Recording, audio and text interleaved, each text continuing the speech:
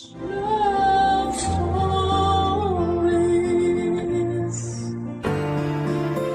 Hindi matatawaran ang pagmamahal ng isang magulang. Kahit sariling kaligayahan ay kaya nilang isangkalan, maramdaman lang ang tunay na pagmamahal para sa kanilang mga anak. Ikaw kabarangay, sa anong paraan mo naramdaman ang pagmamahal sa iyo ng magulang mo?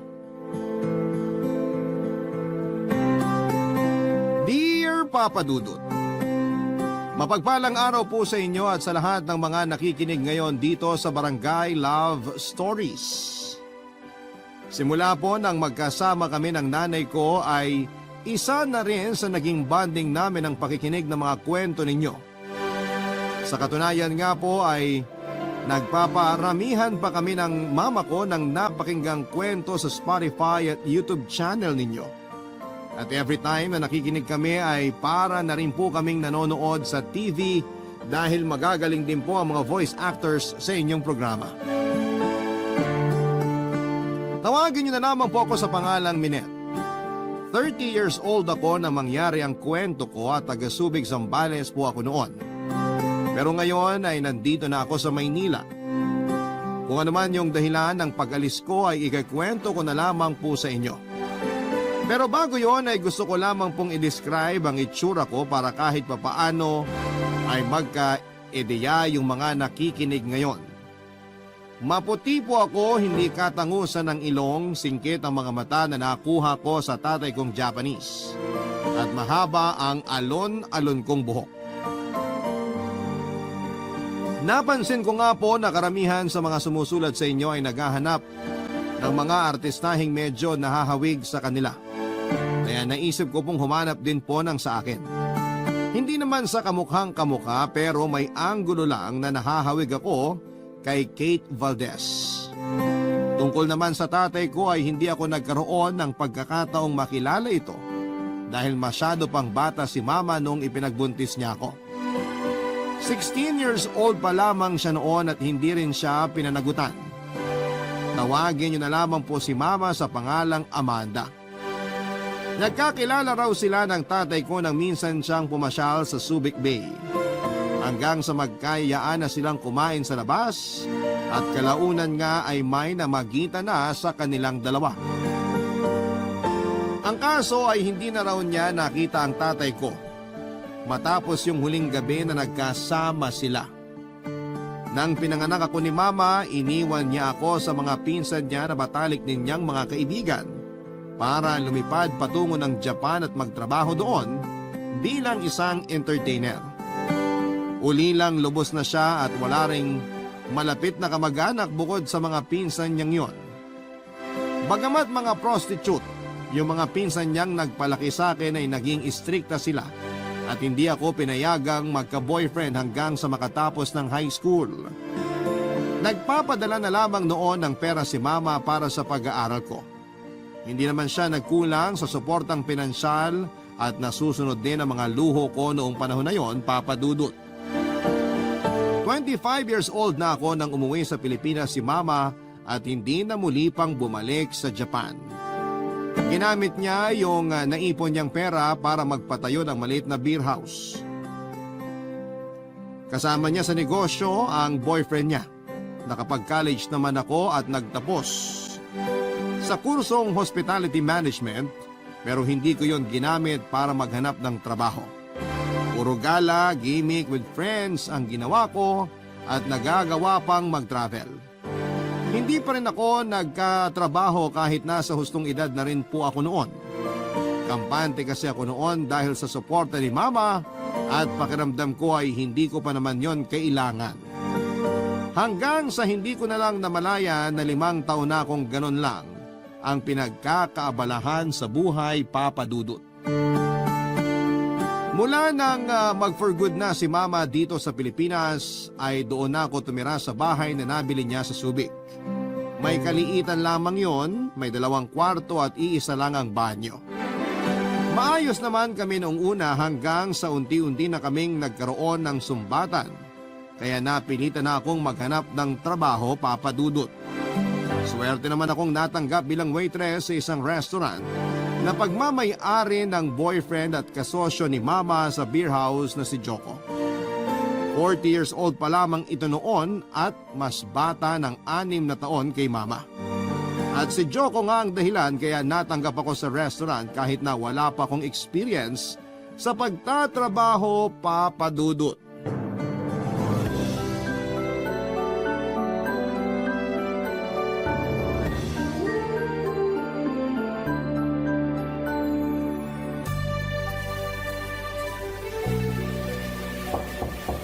Han, nandyan ka ba? Parang may tao sa labas. Baka guni-guni ko lang yon. Han, papasok na ako ha. May susi naman ako dito. Ay, si Joko lang naman pala. Paano kaya ako lumabas ako ng nakatapis lang ng tuwalya? Tingnan ko lang kung di lumuwa mga mata niya. Minette, pasensya ka na ha. Pumasok na ako. Kala ko kasi si Amanda lang yun nandito. Okay lang. Di ka naman iba sa amin. Tsaka welcome na welcome ka dito, no? Kaso, wala rito yung hinahanap mo. Nasa beer house pa. Ganun ba? Anong oras kaya siya makakauwi? Bakit hindi mo i-chat o kaya tawagan? Hindi ka naman siguro makaka-istorbo sa kanya. Ikaw naman yan eh. Ay, teka, ba't nakatayo ka lang dyan sa may pinto? Halika, upo ka sa sofa namin, oh. Tabi tayo. Salamat. Salamat ka dyan. Lagi ka naman nandito, no? Di ka man lang ba magbibihis? Oh, sorry. Naiilang ka ba na nakatapis lang ako ng tuwalya? Hindi naman. Ikaw, baka mailang ka. Pasensya na talaga't naabala pa kita. Mukhang kakatapos mo lang maligo eh. Okay lang, no? Bisita ka kaya namin. Huwag mo nang isipin yun. Carry lang sa akin yung nakaganito. May pagkakapareho pala kayo ng mama mo. Ganito rin ba siya sa'yo pag kayo lang?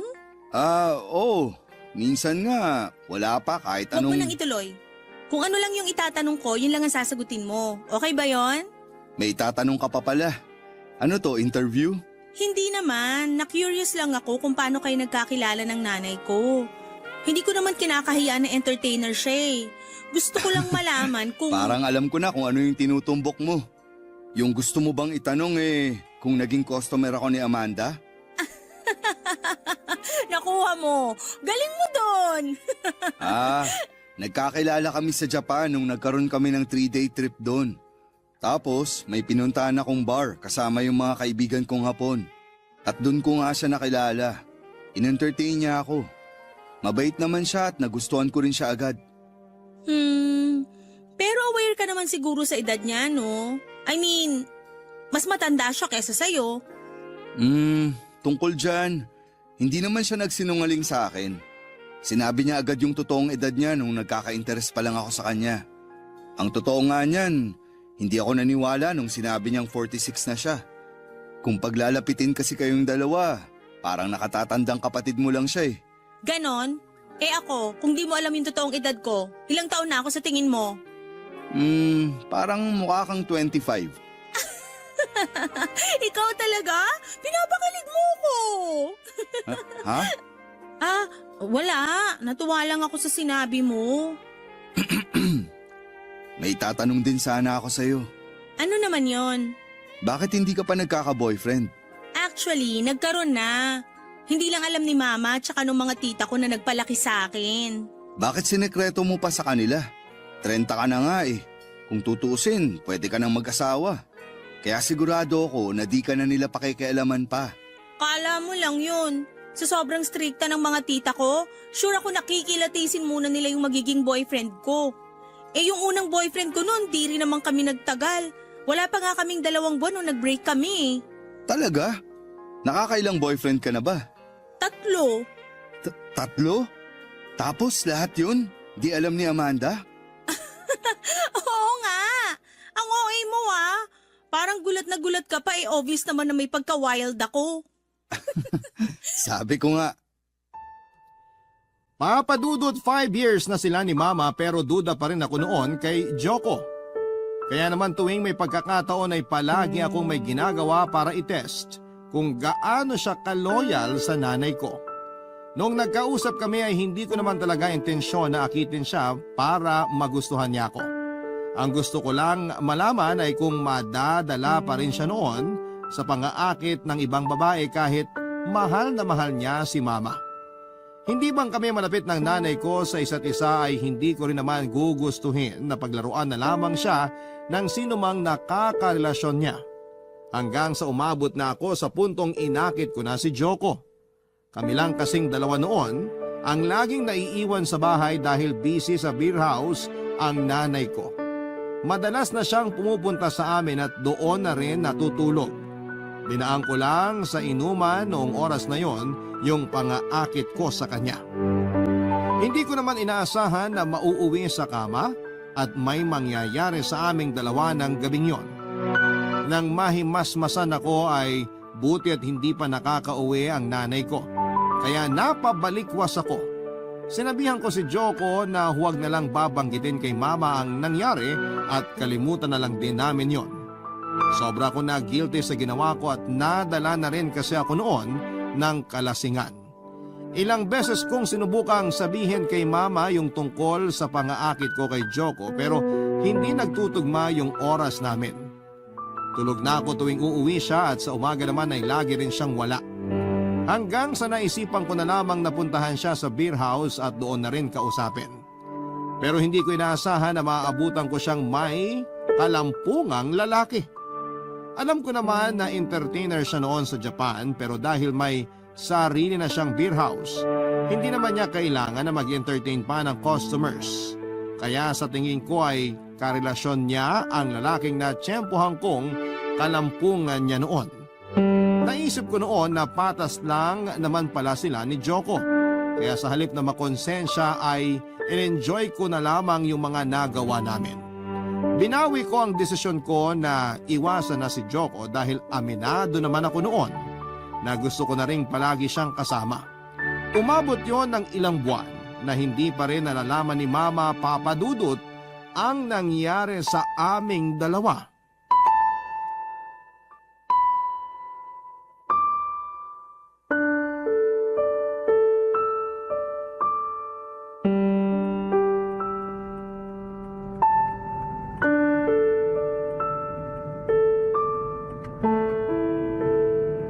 Sabi ko naman sa'yo, kahit huwag ka nang magpalit eh. Uy, di pwede, no? Baka mapagkamalan pa ako na alalay mo. Tingnan mo nga ang gara ng suot mo. Tapos ako, suot ko pa tong uniform sa restaurant. May paraan naman para hindi ka mapagkamalang alalay ko eh. At ano naman yung naiisip mo? Ahalikan na lang kita sa harap ng mga tao para di ka mapagkamalang alalay. Hangari naman ako sa kakapalan ng mukha mo. Alam mo, buti na lang talaga hindi ako pinag-iinitan sa restaurant kahit na lagi mo kong sinusundo sa kalagitnaan ng pagtatrabaho ko. Di naman siguro nila gugustuhin mawalan ng trabaho. Yabang mo naman? Biro lang. Pero hindi naman nila yung dapat gawin kasi di nasakop ng trabaho nila yung pag-usapan pati love life ko. Sa bagay, tama ka rin naman. Tsaka, ang hirap din kasi kung papanoorin ko lang yung pinakamagandang waitress sa restaurant ko. Totoo? Oo, kaya huwag ka na magpalit ng damit. Pwede ba naman yun? Gusto ko maganda ako sa date natin. Lagi ka namang maganda. Bolero? Uy, hindi ah. Totoo yun. Oo na. Alam mo, good timing yung pagsundo mo sa akin eh. Wala rin naman kasi kung gana magtrabaho kanina. Bakit naman? Napapagod ka na ba? Sabihan mo lang ako. Pwede naman kitang tulungan na makahanap ng ibang trabaho. Yung totoo? Ayoko na maging waitress. Feeling ko kasi may mas maganda pang nakalaan sa akin eh. Hindi yung ganito lang. Nakapag-aral ka naman, di ba? Nakatapos ka ng college. Bakit hindi mo gamitin yun? Ewan ko. Di ko pa talaga nakikita yung sarili ko na nagseseryoso sa trabahong kalain ng tinapos ko. Baka na-stress lang ako masyado kaya ganun. Kung gusto mo, sa akin ka na muna magtrabaho. Ha? Sa'yo naman talaga ako nagtatrabaho, di ba? Ikaw yung may-ari ng restaurant. Hindi yun. Ang ibig kong sabihin, yung sa akin mismo. Ibibigay ko lahat ng kailangan mo. Lahat ng gusto mo. Parang sugar daddy kita, ganon? Siguro, Ano namang kapalit? pasayahin mo lang ako sa kahit anong paraan na kaya mo. Wow! Pero, matanong ko lang ha, di ka ba masaya sa nanay ko? I mean, nabobore ka ba sa kanya? Ay, medyo. At dun sa tanong mo kung masaya ako sa kanya, dati oo. Pero mula nung naging busy na siya sa beer house, halos wala na siyang time para sa akin. Kung di pa nga ako pupunta sa inyo, wala. Hindi kami magkakasama. Buti na lang nandyan ka.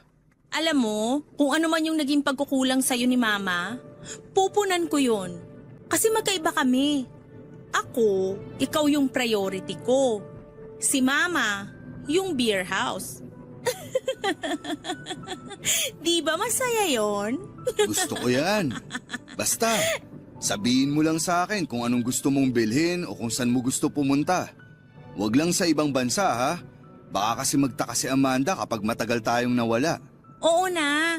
Saka marami pa namang pwedeng puntahan dito sa Pilipinas. Pwede tayo sa Palawan, sa Siargao. Yung mga di ko pa napupuntahan. O sige, pupuntahan natin lahat yan. Papadudot, sobrang saya ko noon na may isa pang kagaya ni Joko na handa akong dalhin kahit saan na gusto kong pumunta. Handa rin siyang ibigay lahat ng gusto ko at napakasimple lang ng kapalit noon. Sa totoo lang ay hindi naman mahirap para sa akin na paligayahin siya. Hindi rin siya mahirap mahalin. Pero may bahagi ng pagkatao ko na pumipigil sa nararamdaman ko para sa kanya. Malaya kaming nakakapag-date ni Joko dahil lagi namang busy sa beer house si Mama. Hindi na rin siya natutulog sa bahay gaya ng madalas niyang ginagawa nung wala pang namamagitan sa aming dalawa. Pero minsan, kapag naglalambing sa kanya ang nanay ko ay wala na siyang magawa kundi ang magstay sa bahay namin. Pagtulog na si Mama ay lumalabas siya ng kwarto at pumupunta sa akin. Doon na siya nagpapaumaga pero nag-iingat pa rin siya na mahuli kaming magkasama. Tungkol naman sa trabaho ko ay nag-decide ako na tapusin ang isang buwan ko sa restaurant ni Joko. Pero nakarating sa akin yung usap-usapan ng mga katrabaho ko na may relasyon na kaming dalawa kaya hindi na raw sila magtataka kung bigla na lamang akong ma-promote at mag-reyna-reynahan sa restaurant. Gusto ko silang patulan pero pinigilan ni Joko at sinabing wag na lamang yon pansinin. Kaya kahit may 2 linggo pa sana akong ipapasok doon ay nag-resign na lamang ako. Nangako naman siya na susustentuhan na lamang niya ako habang wala pang nahahanap na trabaho. Aaminin ko na noong una ay wala pa talaga akong nararamdaman para sa kanya, Papa Dudut. Wala akong kahit na anong bahid ng pagmamahal na nararamdaman. Kaya hindi ako pumapayag na maulit yung nangyari sa aming dalawa. Pero aaminin ko, Papa Dudut, na habang tumatagal, ay unti-unti na rin akong nahuhulog sa kanya. Habang tumatagal ay nagkakagusto ako, Papa Dudut. Barangay Love Stories. Barangay Love Stories. Papadudot nung iba na ang nararamdaman ko para kay Joko ay naisip ko na tigilan na yung ginagawa namin. Kahit kasi masaya ako sa ganong klase ng setup namin ay mali pa rin yun dahil may relasyon pa rin sila ng nanay ko. Umabot na rin ako sa puntong gusto ko na siyang iwasan pero hindi ko yun magawa dahil naging sugar daddy ko na siya. Siyang nagbibigay ng lahat ng mga kailangan ko. Hindi siya pumapalya, mapadamit, bag, sapatos. Lahat ng luho ko, ayaw ko na rin bumalik sa restaurant o di kaya ay maghanap pa ng ibang trabaho. Bukod kasi sa maliit lamang ang sasahurin ay nai-stress pa ako at masyadong napapagod kaya hindi ko na pinakawalan pa si Joko. Dahil sa luhong tinatamasa ko ay hindi ko na naisip pa ang posibleng maging reaksyon ni Mama kapag nalaman niya na may relasyon kami ng boyfriend niya. Papadudot nung una ay umuubra pa yung pagtanggi ko kay Joko kapag hinihiling niya na may mangyari sa amin. Pero nang tumagal-tagal ay hindi na ako nakakatanggi sa mga aya niya. Hanggang sa ilang beses din yung nangyari at minsan ay doon pa mismo sa bahay ng nanay ko. Ginagawa namin yon kapag busy siya sa beer house tuwing gabi. Kapag alam ni Joko na pauwi na siya ay saka naman ito aalis para hindi na sila magpang-abot pa. Pero hindi ko rin maitatanggi na nagselos ako nang sabihin ng nanay ko na nag-propose na si Joko sa kanya. Nakakainis mang isipin pero sa kabila ng ginagawa namin at kahit malinaw na mas gusto niya ako kesa kay mama ay wala pa rin siyang balak na hiwalayan ng nanay ko. Dumagdag pa yung sinasabi ni mama na magpapakasal na sila. At tungkol naman sa relasyon namin, kahit anong pagtatago pa ang gawin namin, ay lumabas pa rin yon sa hindi inaasahang pagkakataon, Papa Dudut.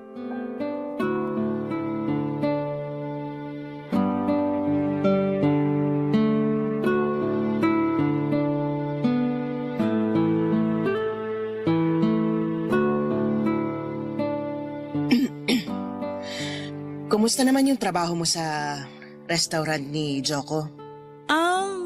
Okay naman, Ma. Wala ka bang nagiging problema sa mga katrabaho mo? Bakit naman ako magkakaroon ng problema sa kanila? Kasi maldita ka. Kaya hindi ako naniniwalang nakakasundo mo lahat ng katrabaho mo. Ma naman, kapag trabaho, trabaho lang. Hindi ako nakikipag-away sa kanila. Hindi nga ba? O may pumoprotekta sa'yo doon? Anong ibig niyong sabihin? Alam ko na may namamagitan sa inyo ni Joko. Paano mo naman nasabi, Ma? Minette, akala mo ba talaga ganun ako kamanhead para hindi ko maramdaman na parang ayaw na sa akin ni Joko? At nahuli ko kayo, dito mismo sa bahay, doon sa sofa. Gusto mo bang idetalye ko pa kung paano ko nakita yung kababuyan nyo? Ma, kumakain tayo. Pwede bang mamaya na lang? Lumayo tayo sa pagkain. Halika, doon tayo sa sala mag-usap at wag na wag ka magsisinungaling sa akin.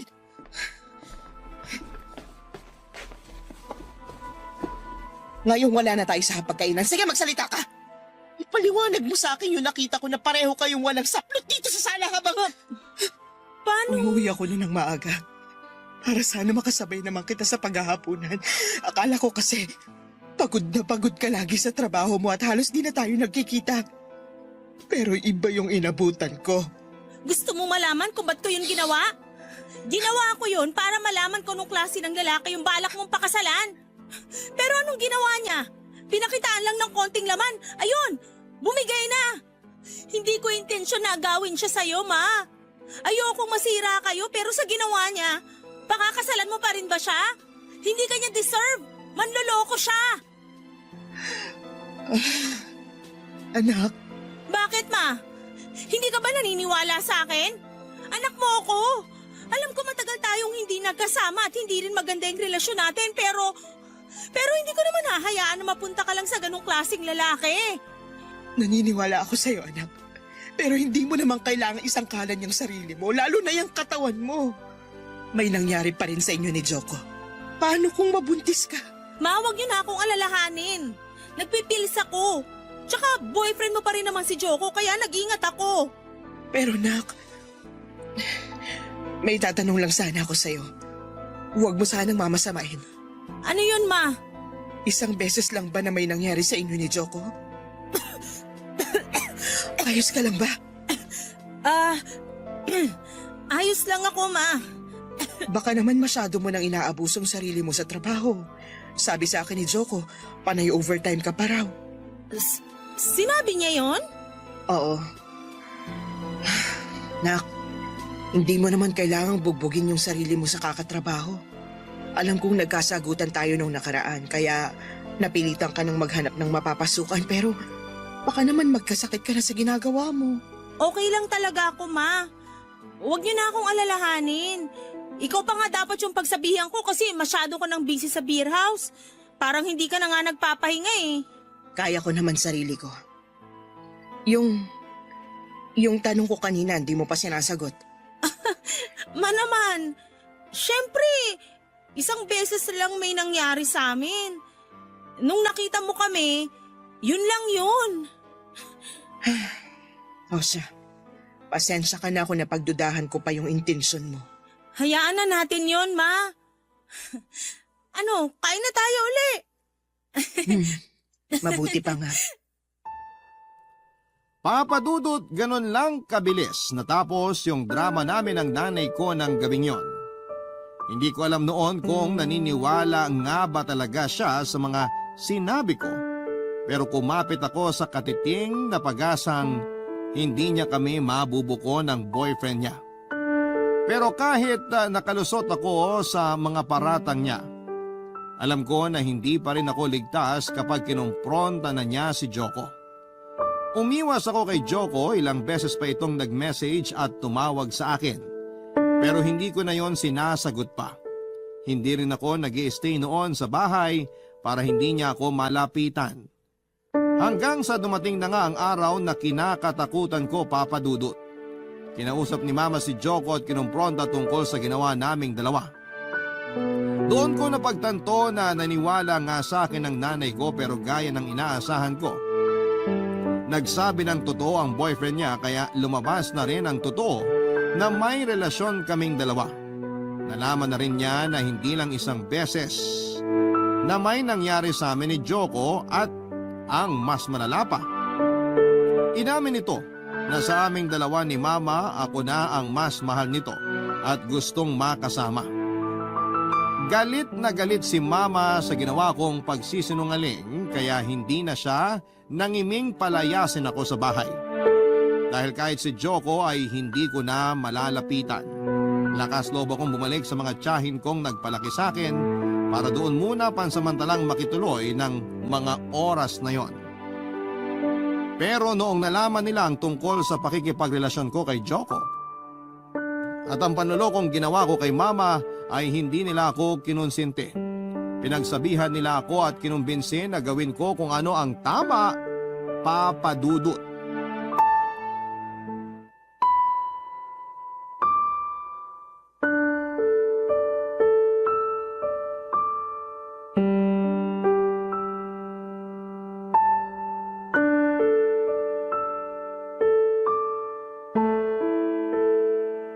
Anong ginagawa mo rito?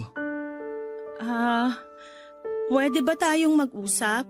Wala na tayong pag-uusapan, Minet. Please naman oh. Kahit sandali lang. Tungkol saan ba yung pag-uusapan natin, ha? Sa pambabaligtad mo ba sa akin? Sige, para mas maging malinaw kung paano mo ko pinagmukhang tanga. Choco. Bakit? Totoo naman, di ba? Isinangkalan mo ko para iligtas ang sarili mo. Sinabi sa akin ni Amanda lahat ng pinag-usapan nyo. Lahat ng sinabi mo. Napakabuti mo namang anak para itest yung loyalty ko sa nanay mo. So ngayon iinsultuhin mo ko? Sa pagkakaalala ko na-enjoy mo rin naman yon. Oo, kasi akala ko totoo ka sa akin. Alam mo, nakakalito na nga eh. Hindi ko alam kung sinusubukan mo nga lang ba ako o sinadya mo akong akitin para masira yung relasyon namin ng nanay mo. Sige, aminin ko yung totoo. Nung una, balak ko lang natuksuhin ka para subukan ka. Kasi kahit hindi kami ganun kaayos ng nanay ko, ayoko namang mapunta siya sa isang manloloko. Pero habang tumatagal, nagugustuhan ko na yung ginagawa natin. Nagugustuhan na kita. Alaga? Bakit hindi yun yung sinabi mo kay Amanda? Sana pala nagsinungaling na lang din ako at idiniin kita. Tutal, baligtaran lang din naman yung gusto mo. Wala na akong choice nun. Nasukol na ako ni Mama. Nakita niya tayo kaya wala na akong maisip na pwede ko pang idahilan sa kanya. Kaya okay lang na ako yung magmukhang masama? Alam mong di yan yung intensyon ko. Hindi eh. Gusto mong iligtas siyang sarili mo. Kaya pinagmukha mo akong masama. Sana sinakyan mo na lang yung sinabi ko sa kanya. Eh di sana hindi na naging komplikado, di ba? Hindi porket mahal kita magsisinungaling na ako para sa'yo. Mas mabuti na rin malaman ng nanay mo yung totoo. Nakita mo naman yung nangyari, di ba? Nagkasira na kami ng nanay ko. Pinalayas niya ako sa bahay niya. Yun ba yung gusto mo? Walang magandang maidudulot kung magsisinungaling pa tayo sa kanya. So ano, okay na kayo ni Mama? Kasi nilaglag mo ako. Galit siya at nakipaghiwalay na rin siya sa akin. Ano? Hindi ka ba naniniwala kaya natahimik ka na lang dyan? Pasensya ka na. Natakot lang din kasi ako na magkasira kami ni Mama. Hindi rin naman maaayos yung relasyon nyo kung paninindigan mo pa yung kalokohan mo eh. Sorry kung naging makasarili ako. Hindi mo rin naman ako masisisi kung nagalit ako sa ginawa mo. Masakit yun. Akala ko okay tayo. Okay naman tayo eh. Hindi yun ang ibig kong sabihin. Ang akala ko kasi, kapag nabuko tayo ng nanay mo, ipaglalaban mo kung anong meron tayo. Mahirap yung gusto mong mangyari. Alam mo naman kung gaano ka-importante sa akin si Mama, di ba? Hindi kami pwedeng magkasira. Siya na nga lang yung magulang na meron ako eh. Hindi ko naman sinasabi na kailangan mong sirain yung relasyon nyo ng nanay mo. Ang sa akin lang, sana alam mo rin kung paano harapin yung ginawa mo. Hindi ka na bata para manisin ng iba kapag may nagawa kang pagkakamali, para lang hindi ka mapagalitan. Kaya nga sorry na, di ba? Ano pa bang gusto mong gawin ko? Gusto ko lang malaman kung anong plano mo, ngayong alam na ni Amanda na may relasyon tayo. Plano? Eh hindi pa naman ganun kaseryoso yung relasyon natin, di ba? Ano? Akala ko ba mahal mo ko? Sinabi ko ba? Sige nga, kailan ko sinabi sa'yo na mahal kita? O ano, natahimik ka ngayon? Kasi hindi kita mahal. Gets mo? Papadudot hanggang sa pagkakataong yon ay tinanggi ko pa rin ang tunay kong nararamdaman para kay Joko. Naguguluhan pa rin kasi ako noon. Nagtatalo ang puso't isipan na meron ako at hindi ko alam kung tama ba. Nabigyan ko ng pagkakataon ay pagpatuloy ko yung relasyon namin habang nasasakta naman ang nanay ko sa paghihiwalay nila. Iniwasan ko si Joko kahit na ang kapalit noon ay kawalan ng magsusustento sa mga luho ko.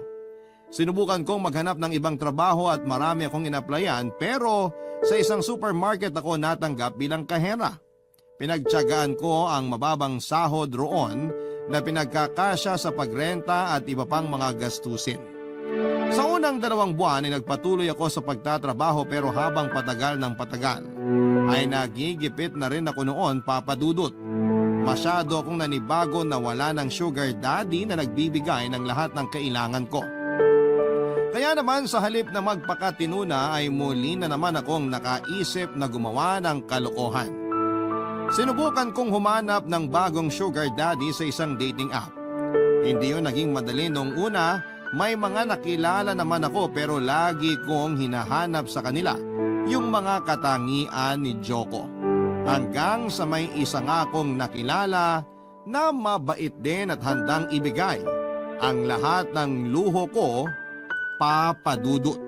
Barangay Love Stories. Barangay Love Stories.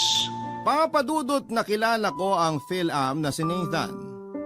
Noong malaman ko na maganda ang estado niya sa buhay ay hindi ako nagdalawang isip na makipagrelasyon sa kanya. Gaya ng gusto ko ay nasunod ang luho ko sa kanya. Bukod pa roon ang allowance na ibinibigay niya kada linggo. Unang kita pa lamang sa akin ni Nathan ay nahulog na ang loob niya.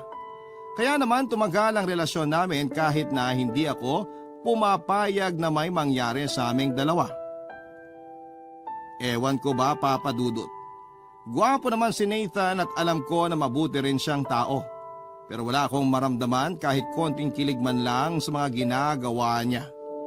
Hindi tulad kay Joko na nai-excite ako tuwing nagkikita kaming dalawa.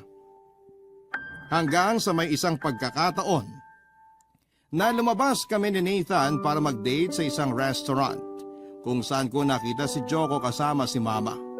Halos wala akong maintindihan sa mga sinasabi noon ni Nathan dahil ang buong atensyon ko ay nakatuon lamang sa kanilang dalawa. Nahuli ko yung pasimpleng pasulyap ni Joko sa direksyon ko pero agad din naman siyang umiwas ng tingin. Pagkatapos ng date namin ni Nathan ay doon ko na-realize na hindi ko pa rin talaga natatanggal sa sistema ko si Joko. Kahit may iba na akong kasama ay siya pa rin palagi ang naiisip ko. Pilitin ko mang itanggi pero nami-miss ko ang presensya niya. Gusto ko siyang makausap ulit noon pero Para magawa ko yon ay kinakailangan ko munang harapin ang nanay ko.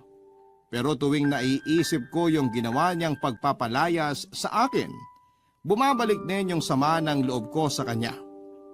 Isang gabi, nang umuwi ako sa inuupahan kong apartment, nagulat ako na nasa labas si Mama at hinihintay ako, Papa Dudut.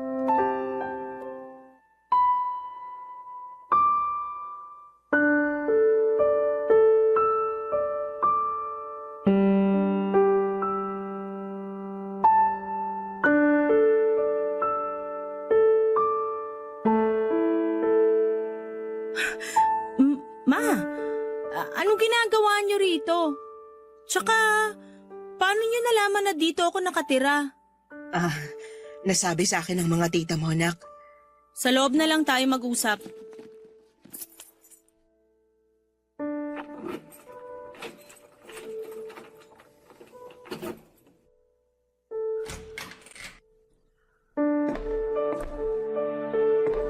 Maliit lang pala tong inuupahan mo.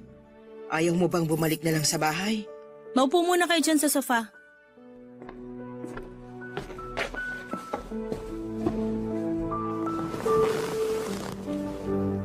Nak, kumusta ka naman dito? Okay na okay ako rito. Nakakakain ka pa ba ng maayos? Makapagtanong ka naman, parang di ko kayang buhayin yung sarili ko. Hindi naman ganun yung ibig kong sabihin.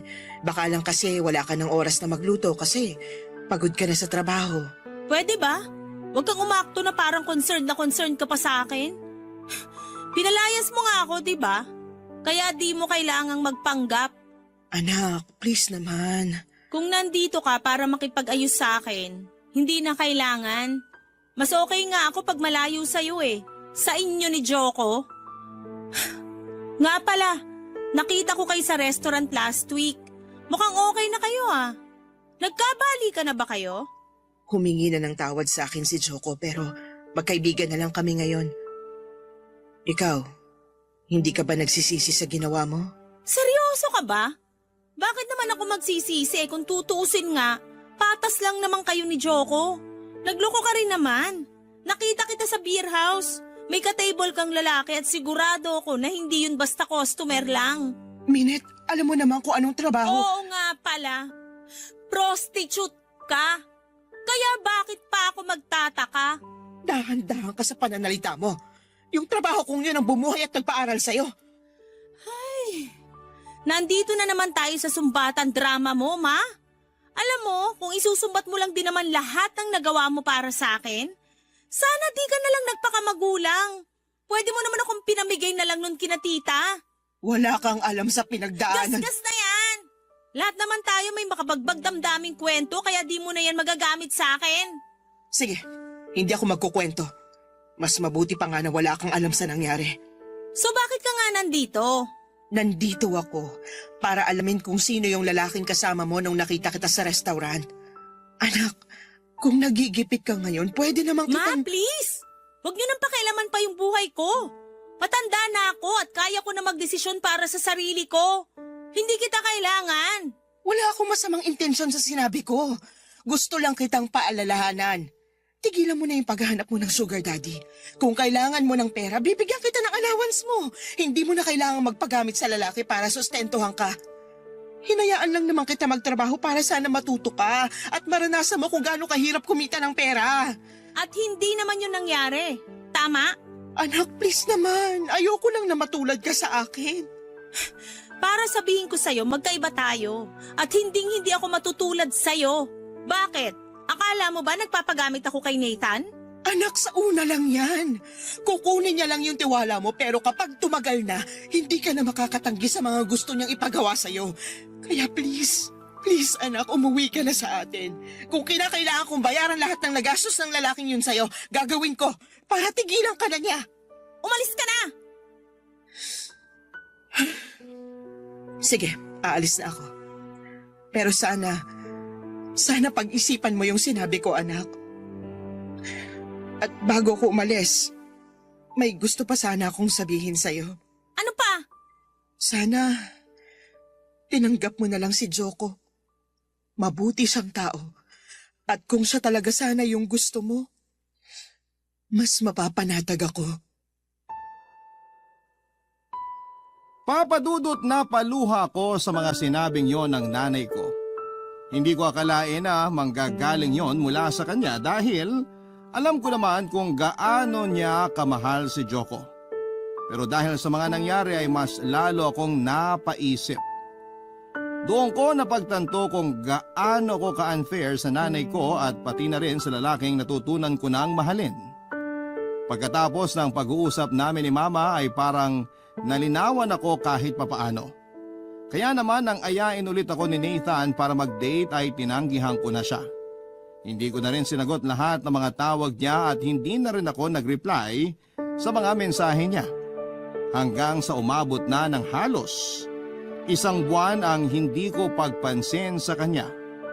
At hindi nga nagtagal ay huminto rin siya sa pangungulit niya sa akin. Para ako nabunutan ng tinik nang hindi na magparamdam pa si Nathan. Pero kahit malaya na ako noon ay hindi ko pa rin magawang kausapin si Joko dahil hindi ko alam kung papaano siya haharapin pagkatapos ng lahat ng mga nangyari sa aming tatlo ng nanay ko. Nag-focus na lamang muna ako sa trabaho ko at unti-unting sinanay ang sarili ko na hindi umaasa sa pera ng ibang tao. Hanggang sa dumating ang isang pagkakataon na naging customer namin si Joko sa supermarket. Pero dahil bawal kaming makipagkwentuhan sa oras ng trabaho, sinamantala ko na lamang ang pagkakataong yon para imbitahan siya na kumain sa labas, papadudot.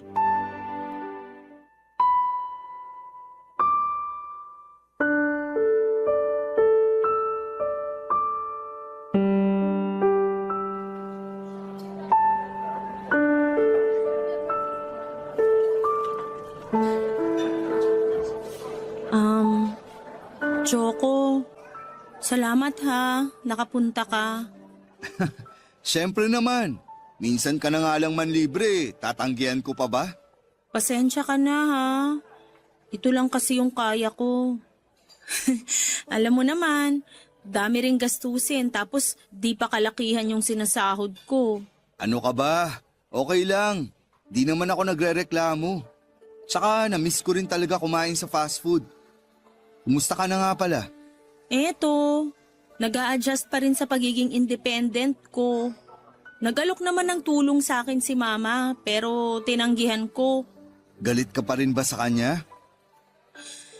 Ay, alam mo, sa totoo lang, wala naman talaga akong karapatan na magalit sa kanya.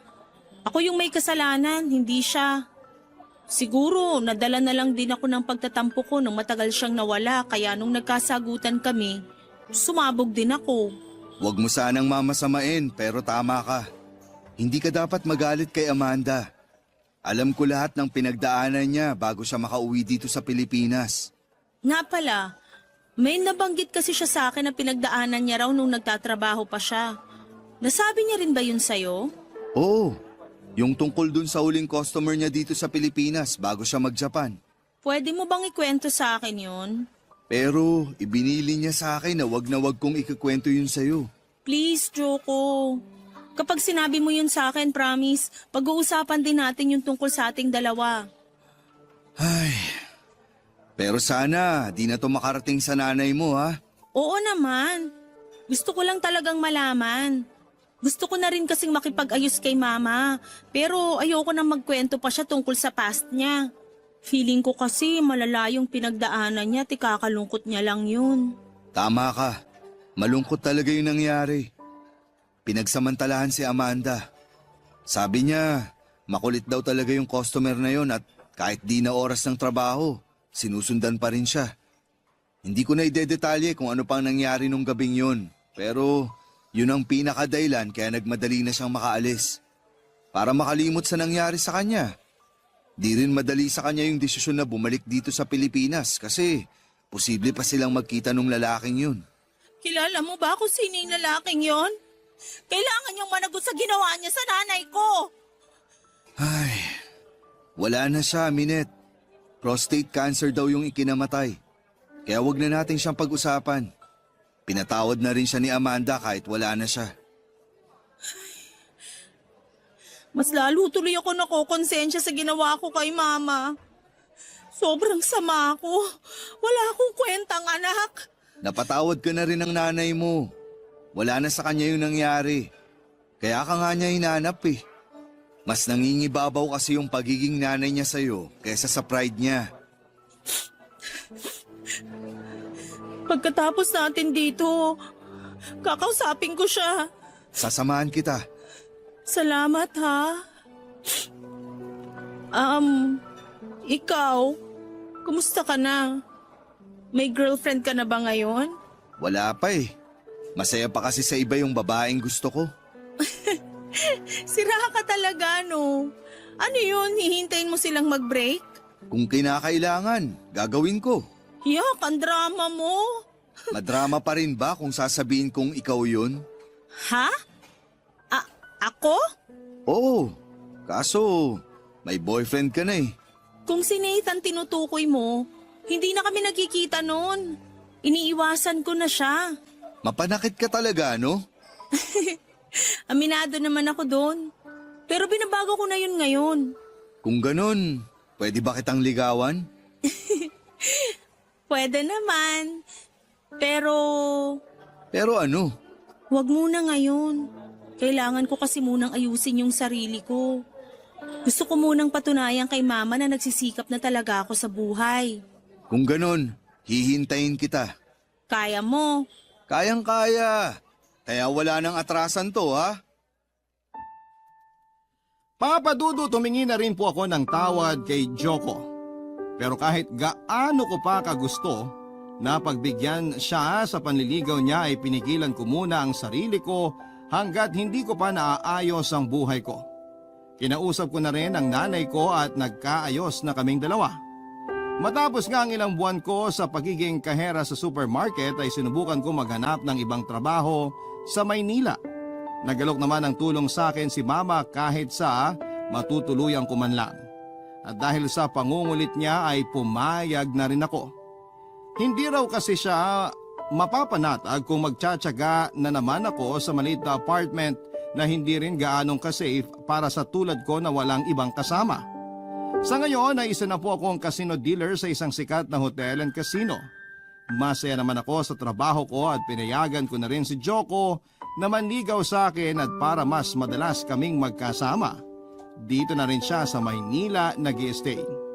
Si Mama naman ay binibisita ko tuwing weekend kahit medyo malayo ang biyahe para makapag-bonding pa rin kami.